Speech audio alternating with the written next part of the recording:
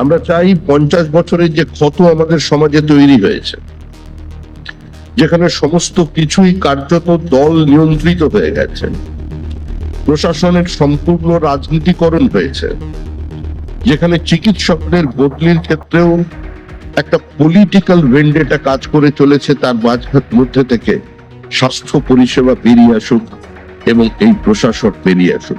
আমাদের মাননীয় মুখ্যমন্ত্রী পশ্চিমবঙ্গের এই ক্রমবর্ধমান যে জনসংখ্যা বৃদ্ধি হয়ে চলেছে সেটাকেও নিয়ন্ত্রণ করবার চেষ্টা করবেন। দেখুন, কার্যত পশ্চিমবঙ্গ রাজ্য সরকার কোন বিশেষ সম্প্রদায়ের মানুষের জন্য নয়। এই সরকার পশ্চিমবঙ্গের 10 কোটি মানুষকে উপযুক্ত স্বাস্থ্য পরিষেবা দেবার জন্য প্রতিশ্রুতিবদ্ধ। পশ্চিমবঙ্গে একটা সরকার তৈরি হয়েছে, এখানে যারা স্বাস্থ্যকর্মী আছেন, যারা চিকিৎসক আছেন, তাদের কাছে আমাদের স্পষ্ট বার্তা এটাই, যে এই সরকারটাকে কোনো দল নিয়ন্ত্রণ করবে না। কোন বিশেষ দলের কার্যালয় থেকে কোন চিকিৎসকের বদলির অর্ডার আপনাদের সামনে আসবে না। সরকার সরকারের মতো চলবে এবং সরকারকে পরামর্শ দেবার জন্য, স্বাস্থ্য ব্যবস্থার যদি কোনো বিচ্যুতি থাকে তা নিয়ে জানানোর জন্য আমাদের মুখ্যমন্ত্রী এর মধ্যেই একটা কল ফ্রি নাম্বার আপনাদের সামনে প্রকাশ করেছেন।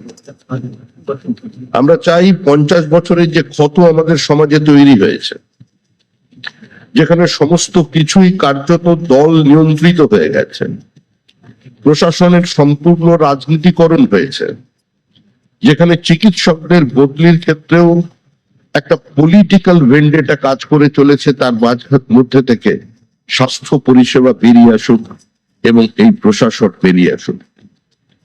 মাননীয় মুখ্যমন্ত্রী আজকে আপনাদের সামনে পশ্চিমবঙ্গের একটি প্রোগ্রামের সূচনা করছেন। এই মুহূর্তে পশ্চিমবঙ্গের সমস্ত সরকারি হসপিটাল এবং স্থানীয় স্বাস্থ্য কেন্দ্রগুলো এই সার্ভাইকাল ক্যান্সারের যে টিকাকরণ,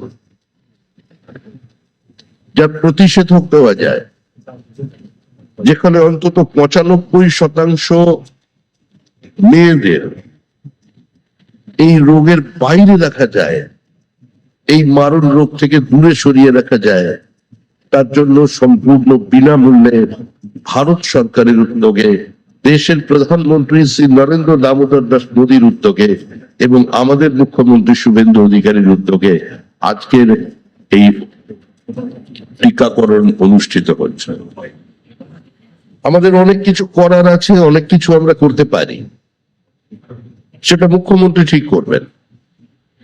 একটা সময় ছিল যখন পোলিওর প্রতিষেধক দিতে গেলে মানুষ বাধাপ্রাপ্ত হতো।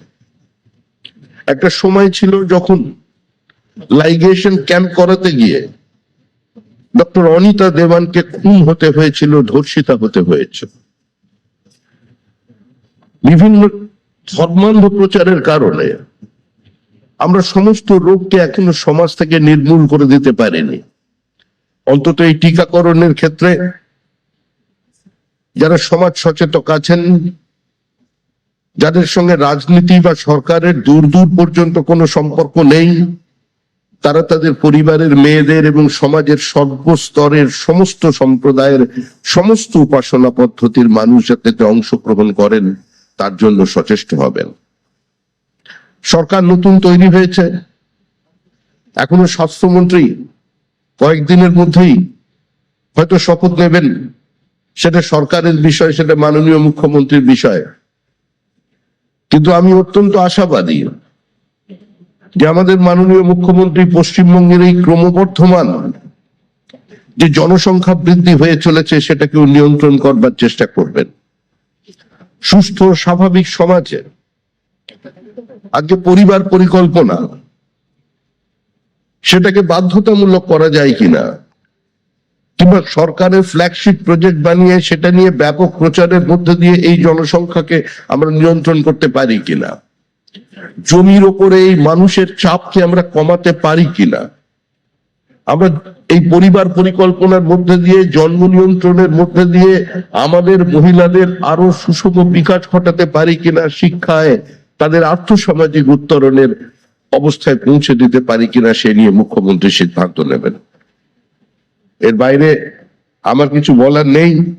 আমি আশা করব আপনাদের অনেক প্রত্যাশা, আপনাদের অনেক আবেগ, আপনাদের অনেক ছোট ছোট কথা, ছোট ছোট ব্যথা, আপনাদের অনেক প্রতিবাদ এর নৌকোয় ভাসতে ভাসতে যিনি আজকে রাজ্যের মুখ্যমন্ত্রী হয়ে অল্প দিনের মধ্যেই মানুষের আবেগকে স্পর্শ করতে পেরেছেন এবং দৃষ্টান্তমূলক কিছু সিদ্ধান্ত নিতে পেরেছেন। পশ্চিমবঙ্গের জনহিতকর প্রকল্পগুলোকে কেন্দ্রের জনহিতকর প্রকল্পগুলোর সঙ্গে যুক্ত করেছেন। আপনাদের না পাওয়ার ব্যথা, আপনাদের না শোনা কথাকে যিনি পশ্চিমবঙ্গের মানুষকে নতুন করে শুনিয়ে দিতে চাইছেন সেই শুভেন্দু অধিকারীর কাছে আজকের এই দিনে, যখন আজকের দিনটাই সচেতনতার দিন, আমি আবেদন করব তার কাছে যে মুখ্যমন্ত্রী হিসেবে তিনি এই জনসংখ্যা নিয়ন্ত্রণের ক্ষেত্রেও তিনি একটি গুরুদায়িত্ব পালন করবেন এবং তার দিকে মানুষ তাকিয়ে আছে, গোটা পশ্চিমবঙ্গবাসী তাকিয়ে আছে, বৃহত্তর জনসমাজ তাকিয়ে আছে যে এই মুহূর্তে এই রাজ্যে এটা প্রয়োজন আছে।